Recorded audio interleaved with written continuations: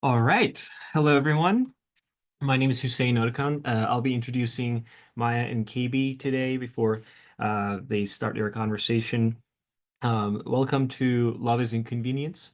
I'm a program assistant for virtual events at the Black Mountain Institute. We're all happy to see you join us today. This afternoon, we'll be part of a conversation between the author Maya Salameh and our shearing fellow KB Brookins. Their conversation will explore friendship and community in poetry, inspired by a line from Maya's poem, Why Aren't You All Driving Your Friends to the Airport? And reflect on the opportunities that open up when non-romantic love is explored in verse. First, I'm going to introduce these great individuals and leave the floor to them. Next, Maya will read us some of her poems, and KB and Maya will have a discussion. We'll accept questions from the audience later on. Before I introduce them, though, allow me to express our gratitude to those who made today possible.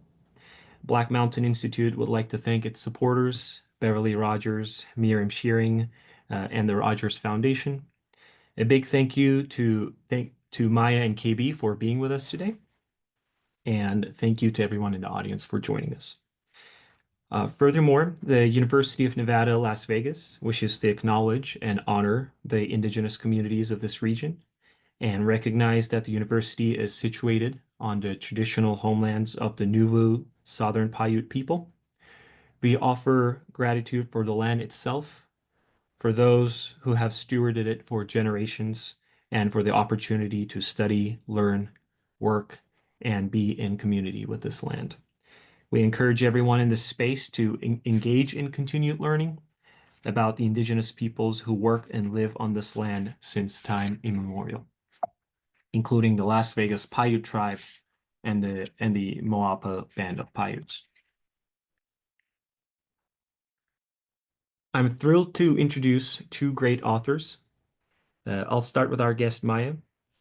Maya Salameh is the author of Mermaid Theory, How to Make an Algorithm in the Microwave, winner of the Etel Adnan Poetry Prize and the chapbook Rooh. She has received fellowships from the National Endowment for the Arts, Sewanee Writers Conference, Loaf Environmental Writers Conference, and the President's Committee for the Arts and Humanities, and served as a National Student Poet, America's highest honor for youth poets. Her work has appeared in the Offing, Poetry, Gulf Coast, the Rumpus, and LA Times, among others. KB Brookins is a Black queer and trans writer, educator, and cultural worker from Texas. KB's chapbook, How to Identify Yourself with a Wound, won the Saguaro Poetry Prize, a Writers League of Texas Discovery Prize, and a Stonewall Honor Book Award. Their debut collection, Freedom House, won the American Library Association Barbara Giddings Literature Award and the Texas Institute of Letters Award for the Best First Book of Poetry. KB's memoir, Pretty, won the Great Lakes Colleges Association New Writers Award and the Dorothy Allison Felice Picano Emerging Writer Award. It is my absolute pleasure to welcome Maya and KB.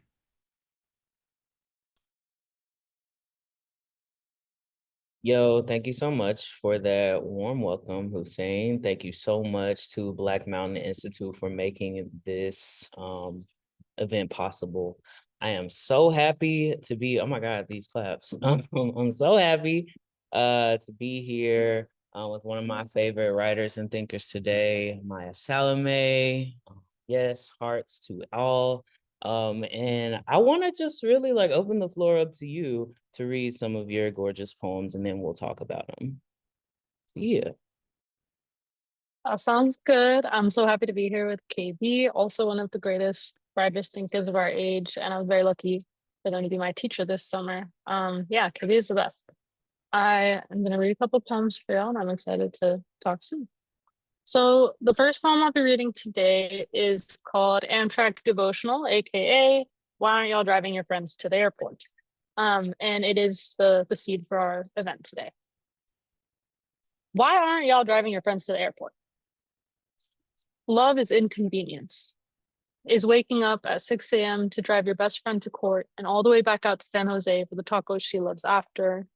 is arguing red or green sauce in a sticky vinyl booth, sitting on the Amtrak for a night and a half, running 3 terminals of the Dallas airport in heeled boots on the cheapest layover you could find. Love is asking, is waiting unnecessarily in the car until she is inside, is hung in their grown-out fade, Victoria's baby doll dresses and pineapple hemp cigarettes. Tobacco makes her head hurt. Love is life-giving, and I am made of every girl who lent me shoes. Kavya with her wide smile and raven hair, always pressing me to eat, Nina and her lipstick pink as tendon. Watching a movie, staring at Hutcherson with our legs tangled together. Gossiping over mint tea, our laughter like a screen door in spring. Thanks, Sarah. This next piece is called My Country's Fables Say I Am Devoted. For $6 sunflowers we bought after arguing over the cost of raspberries, our debates over new cities, Montreal, Ann Arbor, Sydney, LA. We measure our Navy passports against our marked bodies, practice our Spanish, the duck-skin French, silt and fog, and our serrated syntax, tongues constellating on the duvet. My country's fables say I am devoted. The sun slumps against snipers on the roofs of my university. My father's suitcase is split at the seam like soft fruit. It's July. The tile stinks like Lysol. I don't want to buy anything anymore. Psychology banned in Florida, and my country's fables say I am not endangered. Yes, the poison ball was slicking our floor, and my mother wanted me to have a neutral name. A sprawl of sticky letters repeating my refusal, but let me winnow my rage into something of use. But let me remain a spell in a long black skirt, stitched incantation of soot, sop, row, silk. But my dancing means nothing more than dancing, and I'm simmering grasshoppers for protein, breeding chickens in the backyard. San Diego stays gray forever, and romance is dead, and oranges grow best in deep, well-drained soil, and I hear this music in my food. It's July, and the heat syrups our spines. We stop for gas, you spit in the dirt, and swear the season will never end.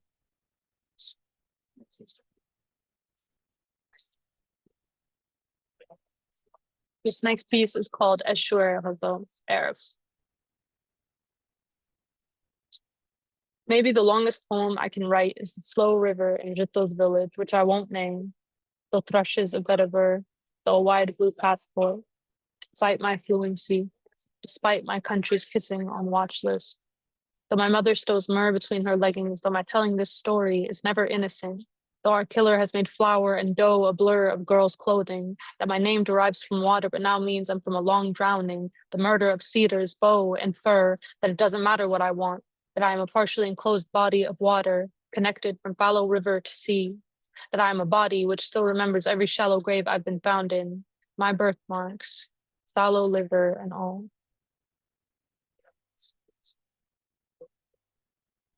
Got 2 more pieces for y'all, and this one is called Example Sermon.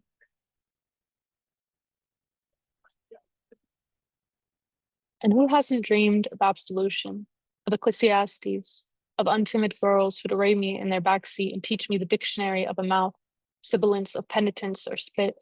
We must remember the Lord, praise him, blesses us with Leviticus thick as fistfuls of February, purple horizon crackling above our scalps like aluminum in a microwave, like the Lord was trying to cook us clean.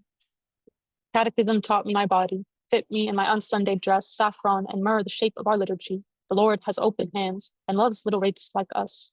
The smell of sugar burning, the leavened bread we break for our dead.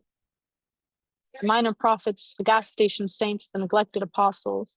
The Lord has Corinthians stuffed in his pockets for them, and there is enough for everyone to eat. Beloved, my longest relation with the Lord is through begging. Someone opens a Snapple and says, behold, this too is my blood.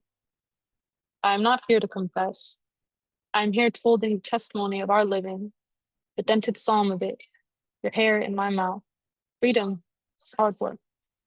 The apples you eat to the poor.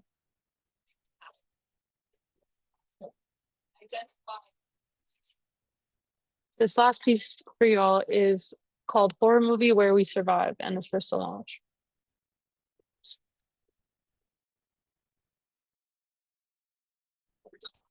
You waltz through the bouquet of zombies outside the Albertsons, get pristine sneakers of beat. The dead woman is hissing, but it doesn't matter. Whatever happens next, the annals will conjugate. Wear your most expensive shoes, the dress with the long slit that makes you feel like a good omen. Bring a locket full of tea, scrawl the obituary and spit. Grief is like nicotine. It's a practice. And despite the haunting, despite the history, you reek fever and lotus root. Rest aloe vera, peppermint elm from the dry ground. You make pavement bloom. You build altars from soda bottles, cherry pits, bobby pins, the wings of moths not yet extinct. You dial the headphones to Solange. Let her sing you the sound of rain. Thanks, y'all. Thank you so much for that reading. And it is especially awesome to see the poems like as you're reading them.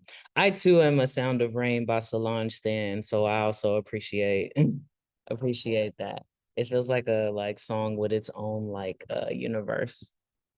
But I want to start with kind of the namesake of this event, right? Love is Inconvenience, which comes from your poem, Amtrak Devotional. So I'd love to know a bit, Maya, about how this poem came about. Where did you take inspiration, and, why did you go where you went with that poem? Yeah, I mean, the seed of the poem came from me being too chronically online. I think I spend too much time reviewing these stupid Twitter beefs, half of which are probably psyops. But the latest psyop of the month was we don't owe our friends anything. And people were complaining about my friend asked me to move in, to help them move in. My friend asked me to drive them to the airport. And with the central thesis being, well, people were going back and forth. But the question being like, do we owe our friends things? Which my first thought was, we live in hell. And my second thought was, love is inconvenience. And being in a community and having a village means that you also have to be a villager. And I think a lot of people want a village without being a villager. Yeah, that logic just feels so cruel and transactional to me. And I believe we owe each other everything, especially as we exacerbating fascism. I think community is the only thing that makes our survival possible. And it's funny because I don't even have a car, but I like to think that I show up for my community in other ways. And this poem for me was a reminder that love is a practice of showing up however we can. And so the Amtrak for me comes in as a carless person who has a sister that I love very much in San Francisco. I have taken the Amtrak up north for an obscene amount of hours, and the Wi-Fi in there really does suck. But I'm an Amtrak truther. So that's where the Amtrak comes into the title, and that's kind of the story, the genealogy. I love that. I want to say the internet is lagging a little bit for me. I don't know if it's on my end or on yours. So just FYI, so both of us will maybe look into that. I love that. You can't have a village without being a villager. Absolutely. And also we shouldn't look at community in such transactional ways. And that especially stuck out to me when I read that poem. Love very much is inconvenience. I kind of feel like I know whether or not someone loves me, how much they are willing to, right, inconvenience themselves. And we inconvenience ourselves in small and large ways when we care, right? I want to talk about specifically the craft of this poem, right? So people saw this poem up on the screen and you have these kind of disparate lines or these caesuras. So I want to talk a bit, especially about the craft as it relates to form in this piece.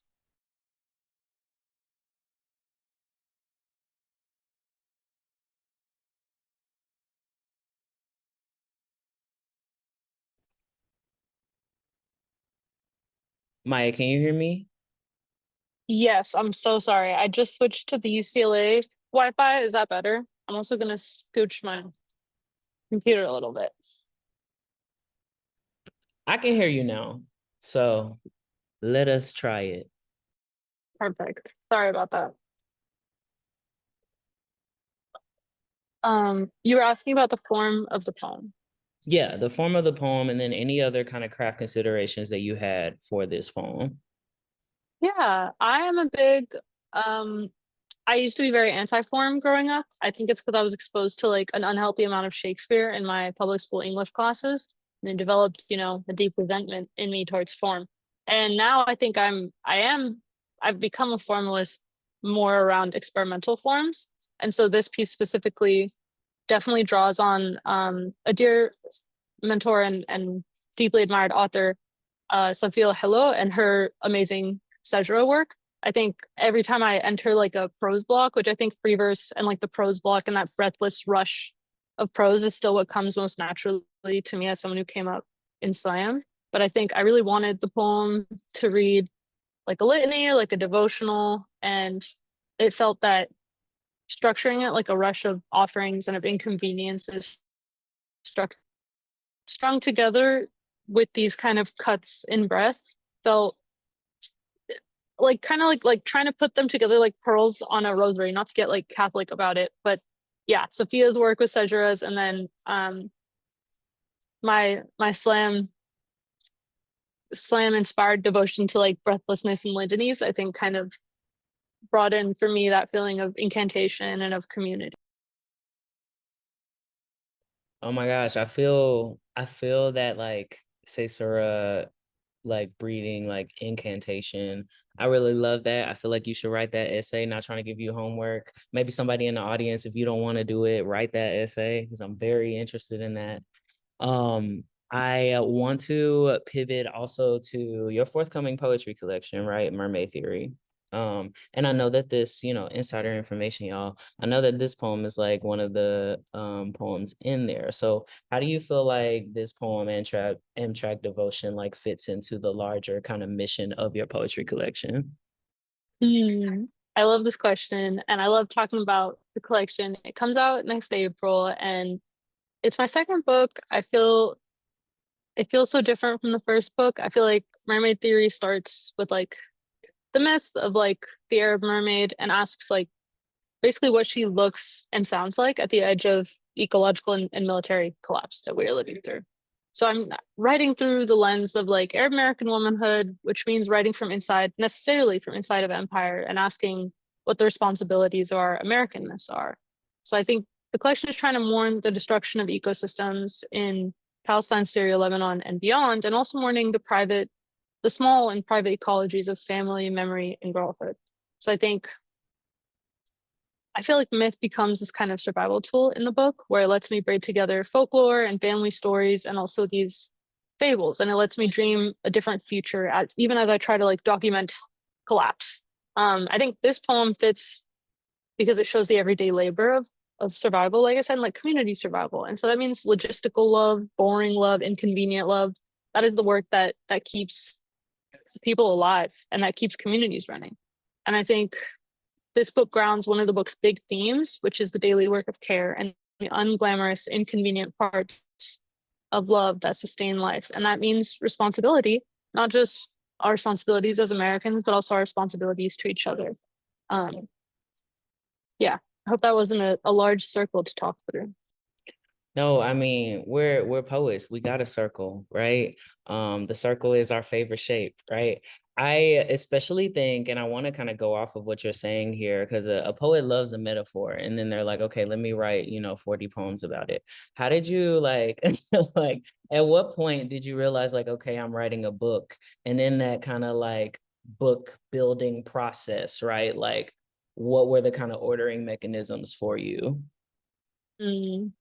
I love this question because I feel like most poets, when you ask them, well, first of all, I feel like our least favorite question is, "What is your book about?" Like, do you hate me? Like, it's a magical creature that came out of the forest, and I'm giving it to you. But I think this book is started. It actually started as like kind of like my own personal dictionary of the 24 different words in Arabic for love.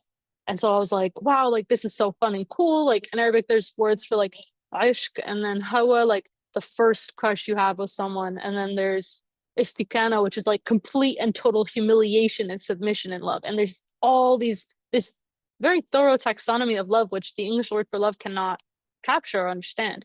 And so I was like, okay, every single piece, I'm going to map all these random poems I've written in the course of the last 2 years to like some random state of love. And there's also subwa, which is the word for friendship love, which I thought was interesting as well. But the point is, there's all these words. I was trying to map them, and then I realized maybe I'm trying to like fit this into like I I'm a big obsession writer. When I have an obsession or like a current fixation, I'm like, well, it's time to write a book about this. And so I call my first book like my computer book, and this next book is my mermaid book. And so it started as this encyclopedia of love, and then it transitioned into like thinking about beauty and like beauty and girlhood again. So like, what does it mean to be beautiful as an Arab woman when I'm watching the continued extermination of other Arab women? And does thinking about beauty matter at all?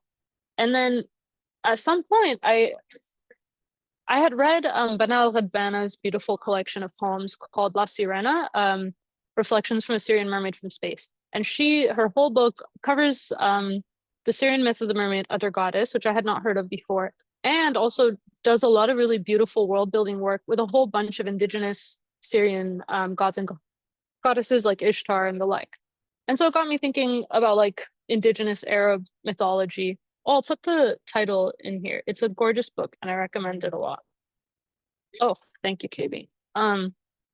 Yeah, and I think then I was like, like myths and fables, that's kind of interesting. And again, the past 2 years radicalized me in ways I couldn't ever have imagined as I continued to watch the genocide unfold. And again, as I was trying to put words to a wordless atrocity and name both my rage, my grief, and also to move beyond those modes. Because again, I think as Americans, we have to do more than rage. We have to be of use. That's my personal politics, and people feel differently about that. That's my own ethos as a writer and as an American person.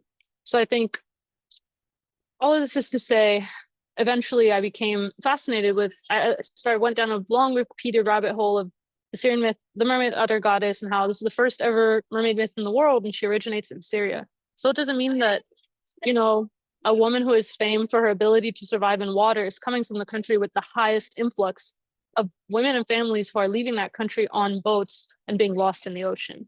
And how do I reckon with stories like that and stories about the Mediterranean, which I learned how to swim in and which is now the deadliest migration, I think the deadliest migration passage of the last 20 years, which is full of bodies.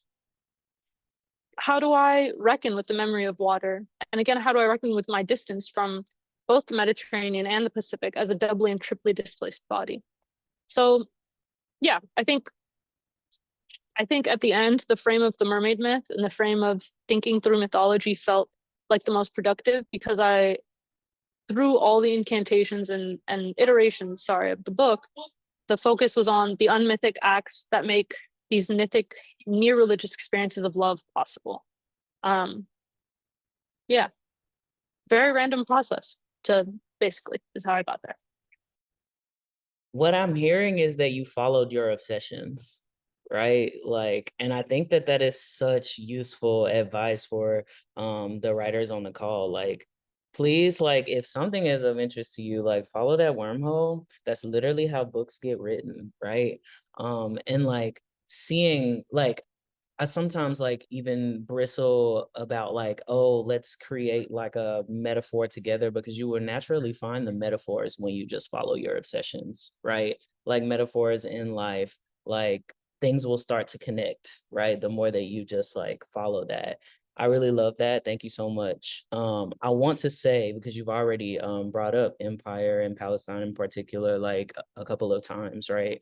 Another thing that I wanted to definitely focus on in this conversation about like non-communal love and poetry is not just craft, but also the things that you, Maya, do as a writer outside of craft, right? I know through your writing and teaching, you have raised money for Palestinian families, which I think is a great like example of like communal love in poetry. So I would love for, you to speak, especially to the people that are interested in like using their writing to advance causes that they care about. Like, how did you go about this? I love this question. And sometimes I feel weird talking about it because I don't want to sound braggadocious, but I also realize that people don't have examples of like vigilante mutual aid, for lack of a better term. And I think that especially as poets, I think sometimes people enter writing from very different sometimes people have are lucky to have an established writing community, whether through an MFA or a writer's residency. Others don't, and others are writing primarily on their own as a solitary pursuit. Both methods are wonderful, but I think as I've been really lucky to get involved with a whole bunch of different artistic communities through my attendance at writers residencies, most of which has been made possible through scholarships as a funds limited student.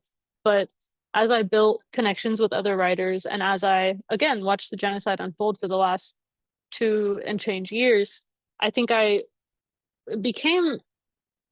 developed another obsession, which was the obsession with usefulness. It's why I'm in law school. And I think I came to the conclusion that no poem of mine and no American written poem is worth, for me, is worth the sacrificing of my ideals on Palestine. Part of that has been more passive acts of refusal and of withdrawal from American literary institutions that condone genocide. Anytime I receive an offer of publication, I ask the journal if it's not obvious from their website or their materials what their position is on Palestine. It's resulted in me withdrawing from book contracts and publications, and I would do that all over again.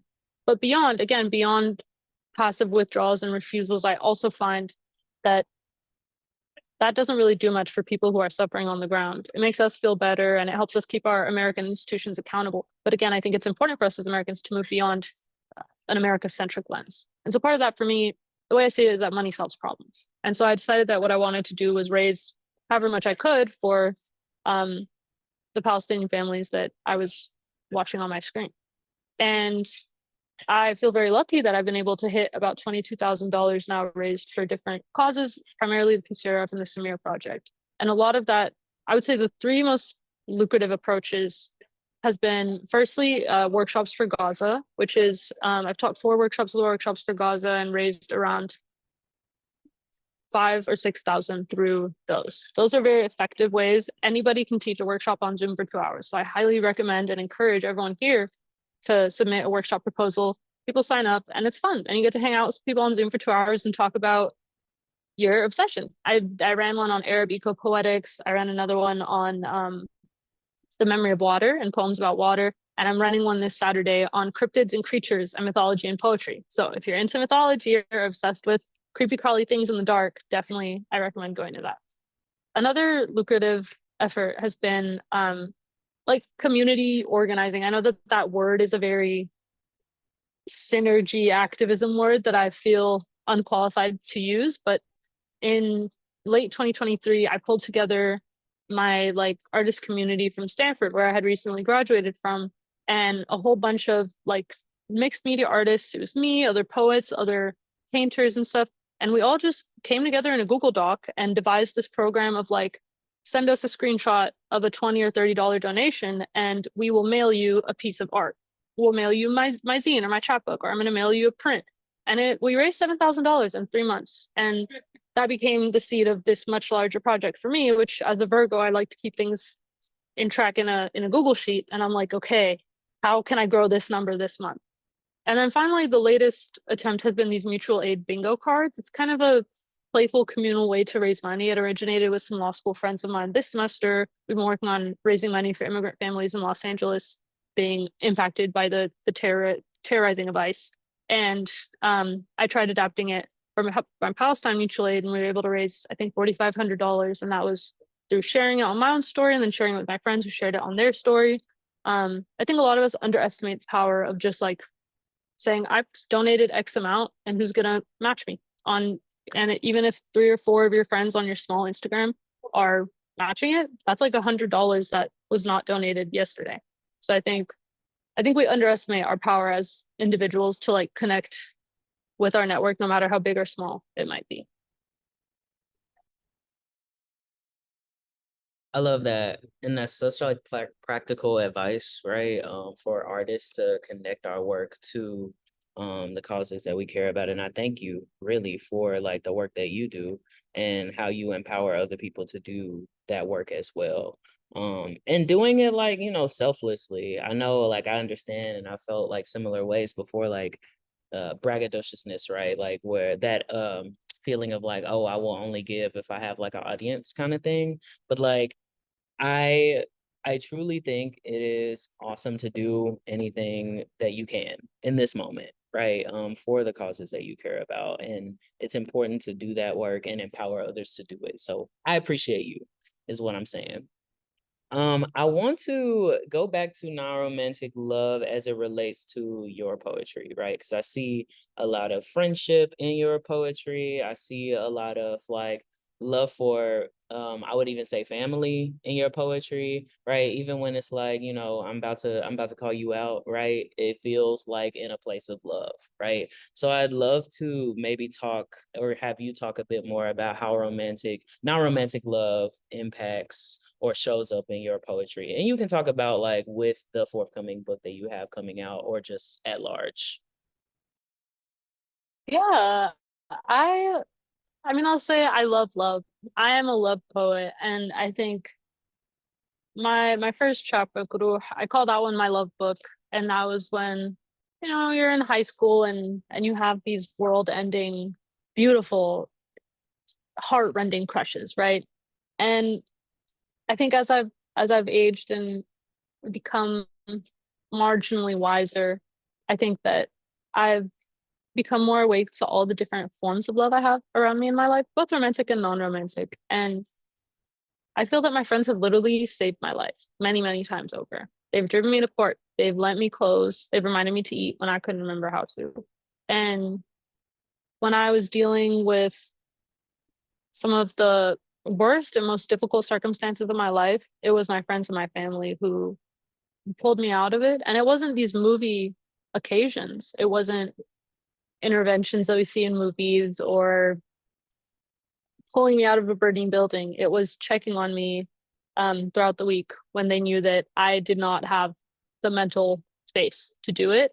And again, I think these small acts of taking care of other people is like,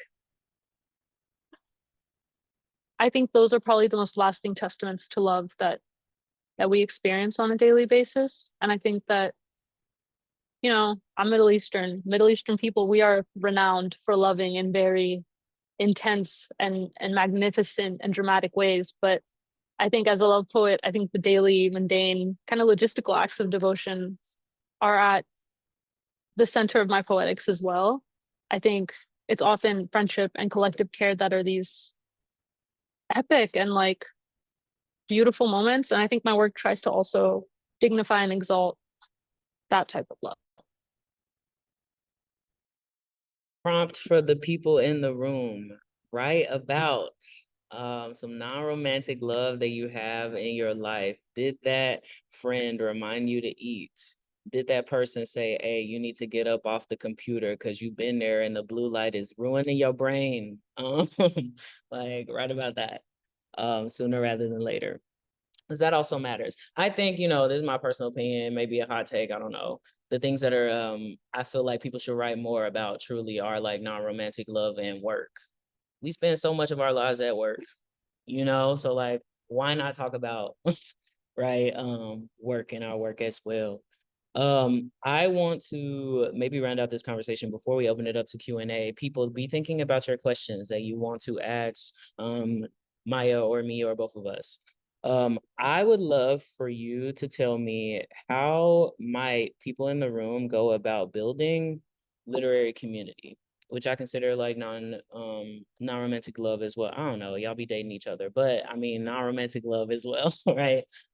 Building community around your work, because I heard you say earlier even um like reaching out to your other art friends, right, is a way that you were able to like even build those funds. And I've found in my life, like the people that I've leaned on the most throughout this literary journey have been, right, the writers and visual artists and musicians that I've, you know, befriended along the way. So I'd love, you know, any pointers you got for that.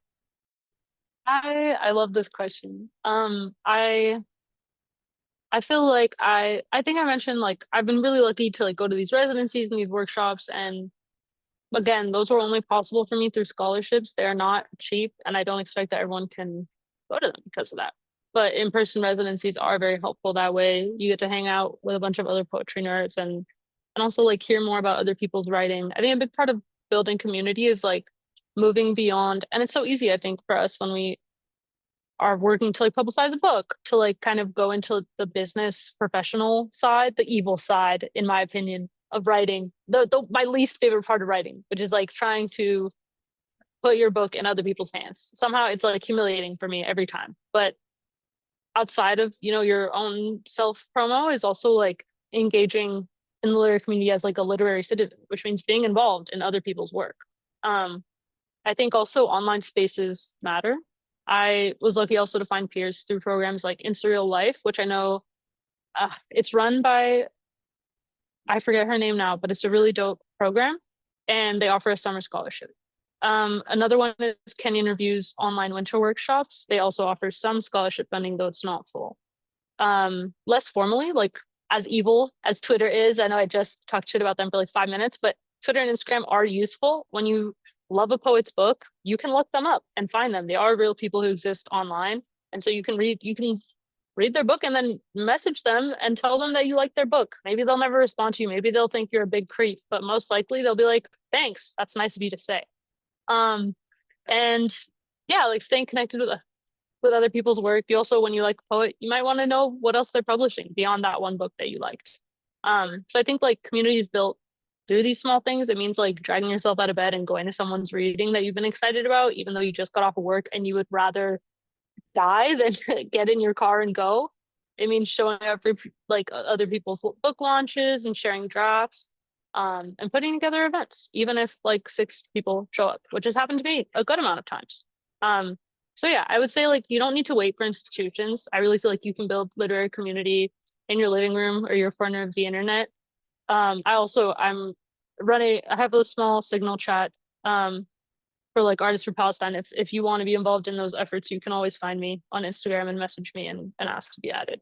But yeah, I think we underestimate collective power, and we underestimate the power of just reaching out to people, even if it makes you feel like a loser creep. Most of us feel that way anyway, so it's fine. Yeah, if you can't handle me at my 2 people showed up to my event, then you don't deserve me at my 58 people in this Zoom room right now. That's a real one. That's a real one for sure. I put in the chat, just for folks, FYI, like a few residencies and fellowships that I know like Maya has done before, and that like we've done together, right? Sewanee, Tin House, In Surreal Life, I've gone to that as well. So we can vouch for all of these. Definitely check it out, y'all. And when you go to these events, right, like talk to other people, right? Like, so if you're going to the book event, if you're going to the open mic, all of those things, make sure you talk to the people in the room, right? So that's how we build community. I want to, it is 4:11. I have just but one more question for you.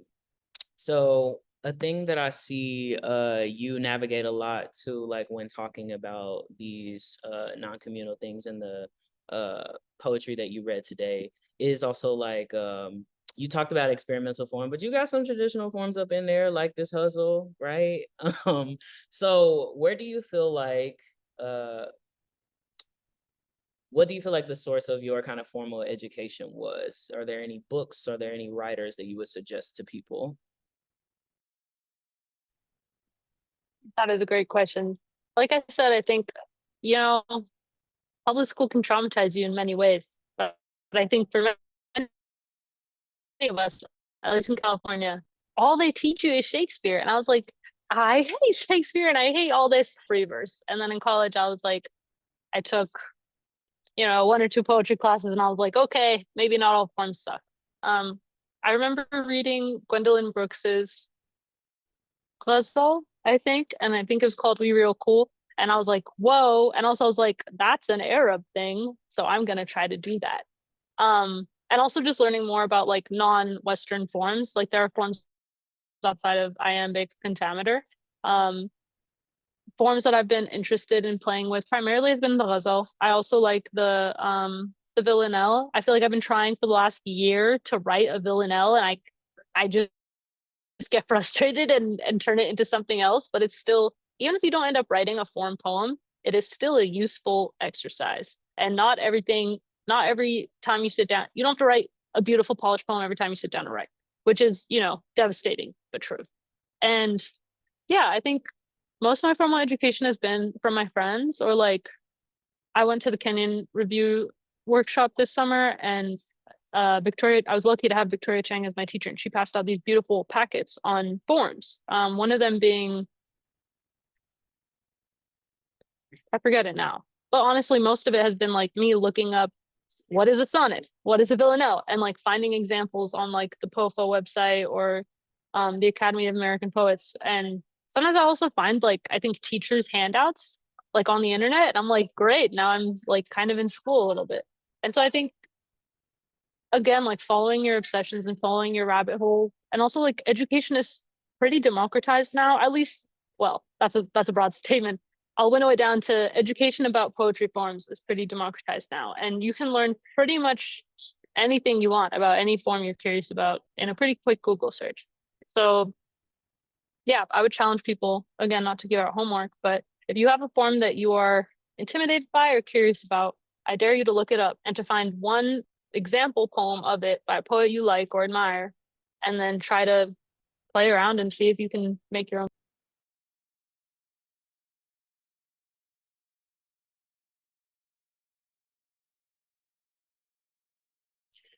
Yeah, I would definitely agree with what you said there. I mean, the way that you feel about villanelles is how I feel about sestinas. I've like tried so many times to write a successful sestina, and I'm just like, this is so whack and weird.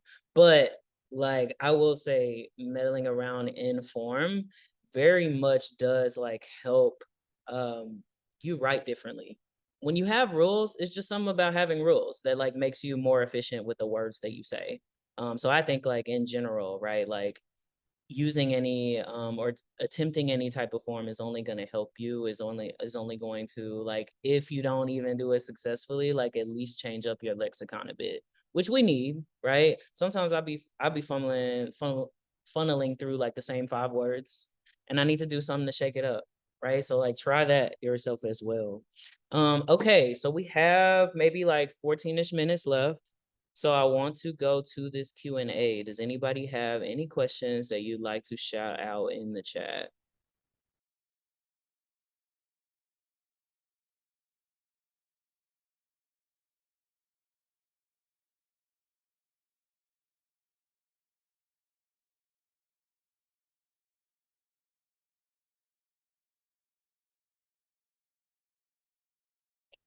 Not all at once, y'all.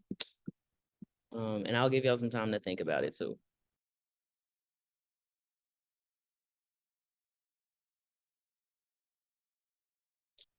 Okay, Taylor Bias says in the chat, what are your biggest hopes for the second book coming out into the world, Maya? I'm curious about this one too. Hey Taylor. Also, y'all need to check Taylor out. She also shout out to Taylor for her amazing feedback on, I think, the second version of this book when it was more focused on beauty. But yeah, super helpful and amazing feedback, and also amazing poem. My biggest hopes for the second book, like I said, I think all your children are different. I think my first book, I was so obsessed with it, and I still feel obsessed with this one. I think now that I'm in school again, I think I'm hoping that I still feel that next April I can like do as full of a book tour, whatever that means to me, for like a week or two, while trying to show up to my, law school classes. But I think primarily I hope that it lives in schools and libraries. I love the library, and I just got such a kick out of seeing my book at the library. And also like my family and I would hang out in Barnes and Noble a lot. We wouldn't buy books, but we would read books in there, and getting to go there and like see my book there. It's so silly. But like, yeah, I think I just want my book to land in the hands of the people that need it, regardless of whether or not they can afford to buy it. We love the library. Y'all, for the brokies like me out there, if you ain't got the funds to buy the book, I mean, the thing I love to do is request the book by a person that I know has a book coming out like at the library, because the library will buy it, they won't return it. And when the books start getting all mangled and messed up, or when they start like getting asked for a lot, they will buy more books, right? So a sale is a sale, and you're increasing access when you request them from your local library. So shout out to that. Thank you, Taylor, for that question. Abeo says, what are some books y'all have loved this year? Sorry if I didn't say your name correctly. Maya, you go first. I have to say Pretty. I finished it over the summer. And like I said, I had the pleasure of getting to experience KB as a teacher as well. And I was like, I just became even more obsessed with KB than I already was. As someone, I've been exploring more like nonfiction stuff, and I really love the way that they like braided both poetry and essay. And you know, us poets love to blow up forms and mess with shit, but they pulled it off. I don't know. It was really powerful, and I really loved it. Other books I really enjoyed. I reread The Arsonist City by Hala Elian. It's about like the three children who grew up in Southern California, Syrian mom and Lebanese dad. So I just feel like she was in the walls of my home when she read it or when she wrote it. So I love it. Yeah. And then I just read Bluets by Maggie Nelson because all my friends kept talking about it and I was getting FOMO that I hadn't read it before. It was cool.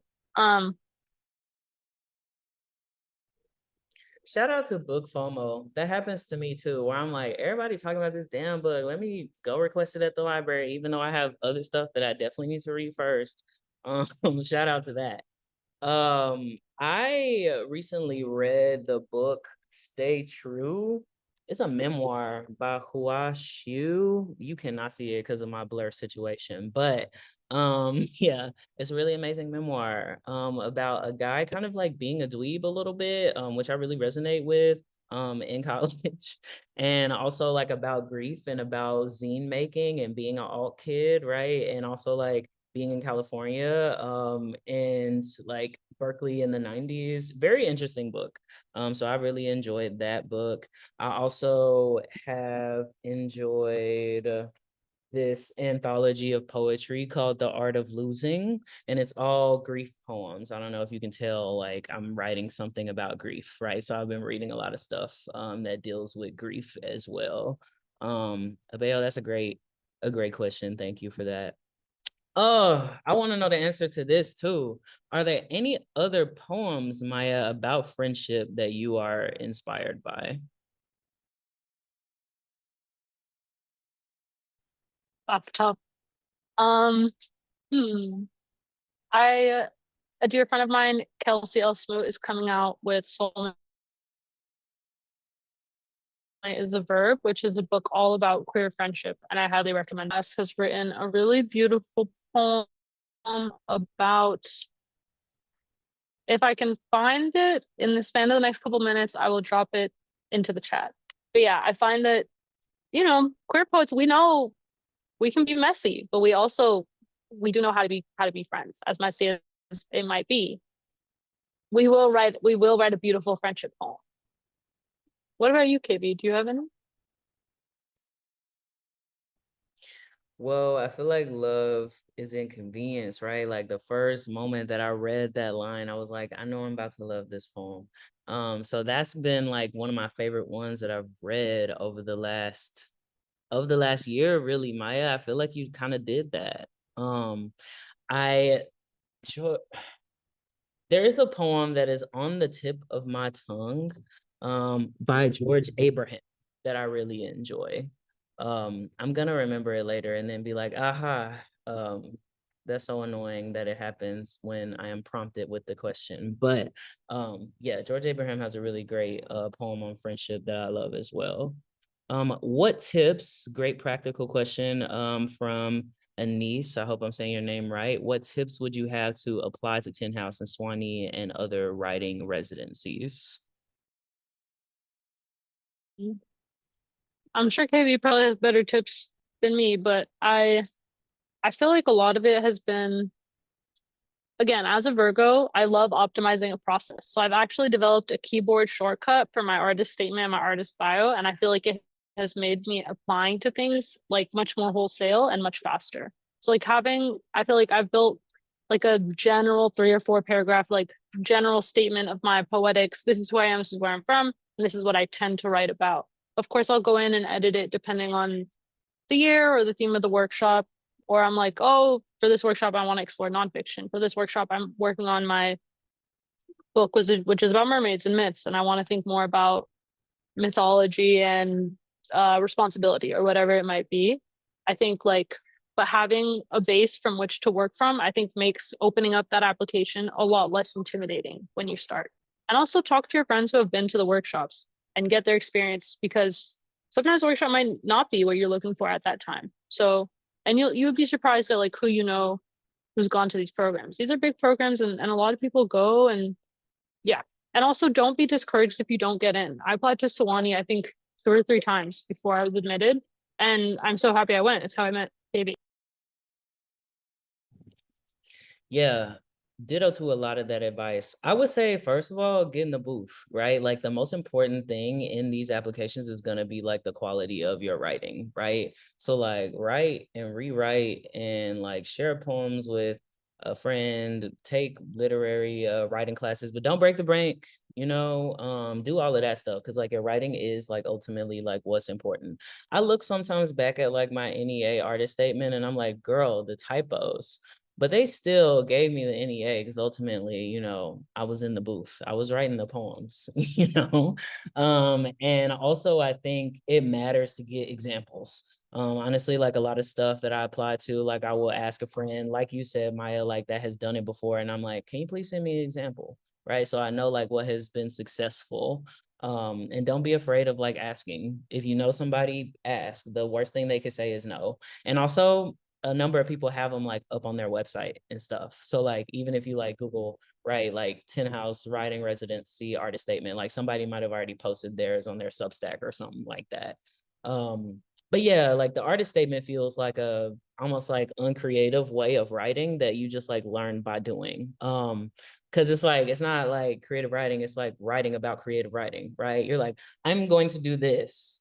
And I be wanting to be like, man, just give me the money. What do you mean? You know why I'm trying to get the but yeah, it's like it's an art form, right? Of like being able to speak to like what the mission of what you're working on is, right? And if you're having a hard time putting that together, that might even say like something about like what it is that you're working on.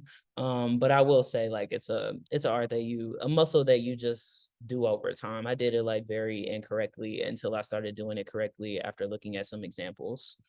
Do you guys write poems? Sandra says, do you guys write poems in any other languages besides English? If so, how has that been for you trying to express yourself?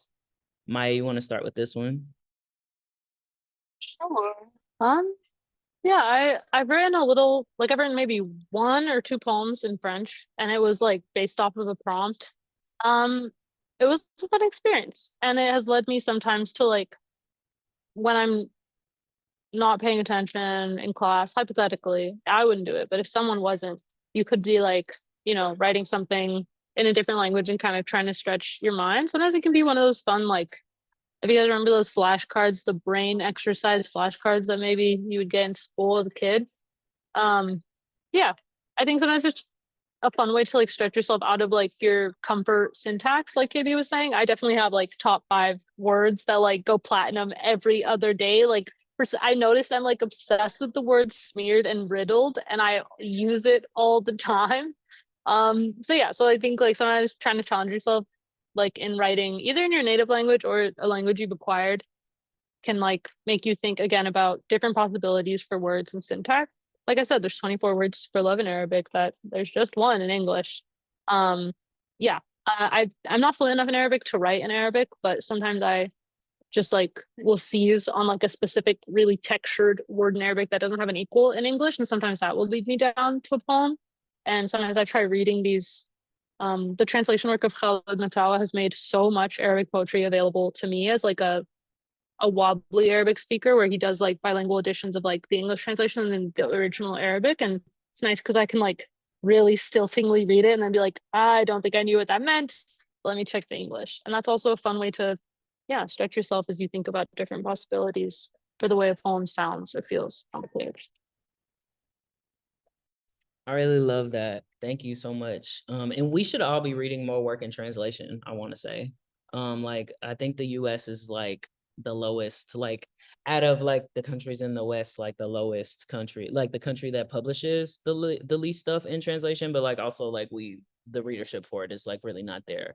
A press that I want to shout out that does work in translation a lot is Deep Vellum. So they publish my poetry collection Freedom House, but like also like a very large part of what they do is like publishing works in translation. Yeah, sadly I am monolingual. I know like very rudimentary Spanish because how could I not? I'm from Texas, but like I like haven't written in another language. But thank you for that question. If a mermaid, this is a perfect question. If a mermaid were to be a poetic form, what form would it be, Maya? Rose Jenny is testing me here because it's a great question. I've never had that question before.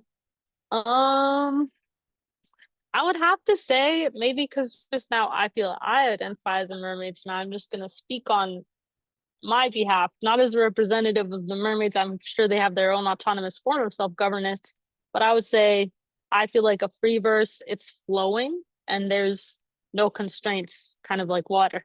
But that would be my off the dome response. Probably think about that and have a better one later. It sounds like you might have just created another obsession for Maya. So thank you, Rose, Jenny. And this has been fun, but I must punt it back to Hussein, who will close us out. Thank y'all so much for coming. Thank you, everyone. And thank you, KB.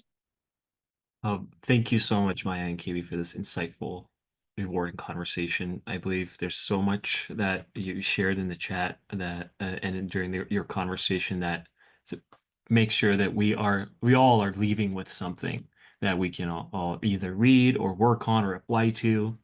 It was a great conversation, and thank you everyone in our audience for attending Love is Inconvenience. We hope to see you at our next virtual event on Wednesday, October 22nd. It's going to be titled Writing the Personal and the Planetary, a discussion with publisher Neil Thompson and contributing editor Mira Subramanian about writing at the intersection of nature and culture. You can register for the event on blackmountaininstitute.org.